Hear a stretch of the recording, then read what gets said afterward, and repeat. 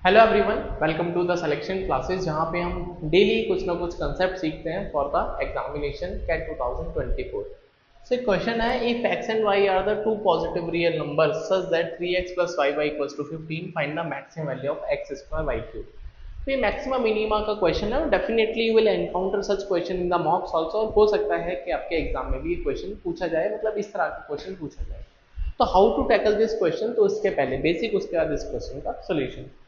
तो बेसिकली अगर आपके पास एक्स वाई ग्रेटर देन 0 होते हैं, हाँ पॉजिटिव नंबर्स हैं, तो एक कंडीशन होती है कि ए एम जो है arithmetic mean is greater than equals to G M. ये तभी लगेगा जब आपके पास एक्स वाई या जो नंबर्स हैं वो पॉजिटिव होने चाहिए। क्या होने चाहिए? पॉजिटिव होने चाहिए। अगर मैं अर्थमेटिक मीन की बात करता हूँ, दो नंबर्स हैं एक्स और वाई, तो इनका जो मीन होगा वो एक्स प्लस वाई अपॉन 2 होगा। और अगर हम ज्योमेट्रिक मीन की बात करते हैं, दो नंबर्स का ज्योमेट्रिक मीन, नंबर्स का प्रोडक्ट करना है, जितने नंबर्स हैं उनका उतना ही रूट करना है। अगर ये नंबर 3 होते तो क्या होता? अगर हमारे पास एक्स वाई जेड 0 से बड़े होते तो इनका ए एम कितना आता? X plus y plus z upon 3, और इनका जी एम आता that is a x y z का प्रोडक्ट। कितने नंबर्स हैं? वी हैव 3 नंबर्स, तो इनका क्यूब रूट लेना पड़ेगा। n नंबर होंगे तो nth रूट लेना पड़ेगा। ठीक है, तो ये कंसेप्ट है, बट ये कंसेप्ट तभी काम करता है जब ये पॉजिटिव नंबर होने चाहिए। ठीक है, तो आप इस कंसेप्ट को नोट कर सकते हैं। उसके बाद हम क्वेश्चन के सॉल्यूशन की तरफ चलते हैं।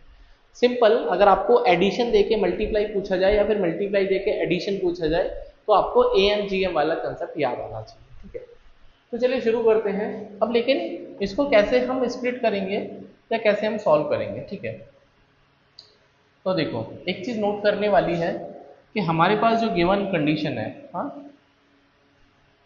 जो हमारे पास गिवन वैल्यू है दैट इज 3x + 5y = 15, और आपको बनाना है x² y³। हाँ, x² y³।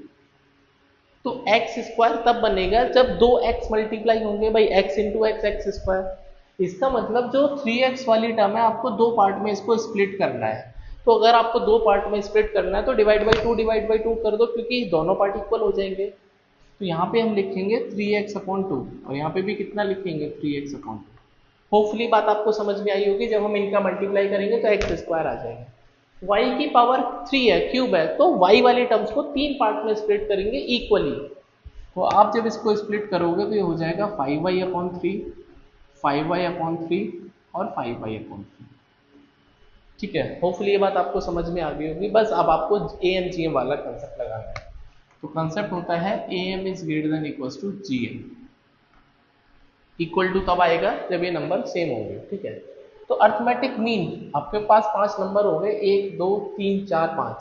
ठीक है, तो 5 नंबर हैं 3x/2 + 3x/2 + 5y/3 + 5y/3 + 5y/3। तो ये टोटल 5 नंबर हैं। तो अगर ये नंबर 5 है, इसका मतलब आपको जो ज्योमेट्रिक मीन निकालना है वो 5 नंबर्स का निकालना है, 1 2 3 4 5 is greater than equals to. अगर हम इनका प्रोडक्ट करेंगे तो 3x/2 into 3x/2 into 5y/3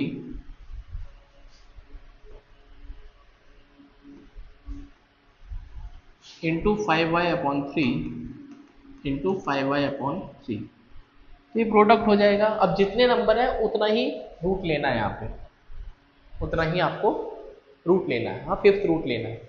तो अगर मैं इनको ऐड करता हूँ तो ये तो ऐड करने पर वही वाली वैल्यू आ जाएगी। भाई जब आप इनको जोड़ोगे 3x+2 और 3x+2 को, ये हो जाएगा 6x।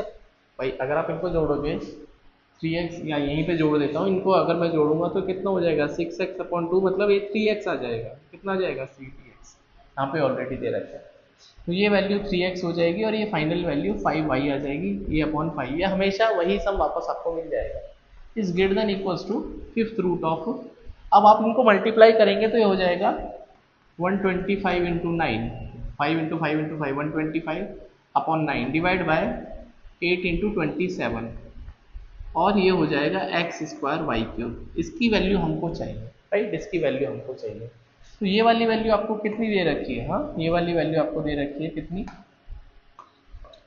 This is given to us 15, तो ये हो जाएगा 15/5 is greater than equals to, तो 9 3 जा 27, उसके बाद ये कैंसिल नहीं होगा, तो fifth root of 125/24 into x square y cube. अब दोनों तरफ फुल पावर 5 करेंगे। मैं इसको सॉल्व कर लेते हैं, 5 3 जा 15, तो जब आप दोनों तरफ फिफ्थ मतलब पावर जो है 5 टाइम्स करेंगे तो इसका तो फिफ्थ रूट हट जाएगा और इस पर पावर 5 आ जाएगी।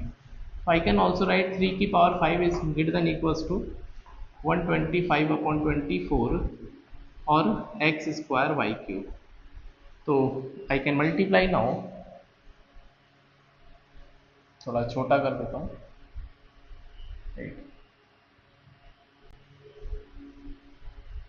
ओके, तो आई कैन सी ये हो जाएगा आपके पास कितना, 3 की पावर 5,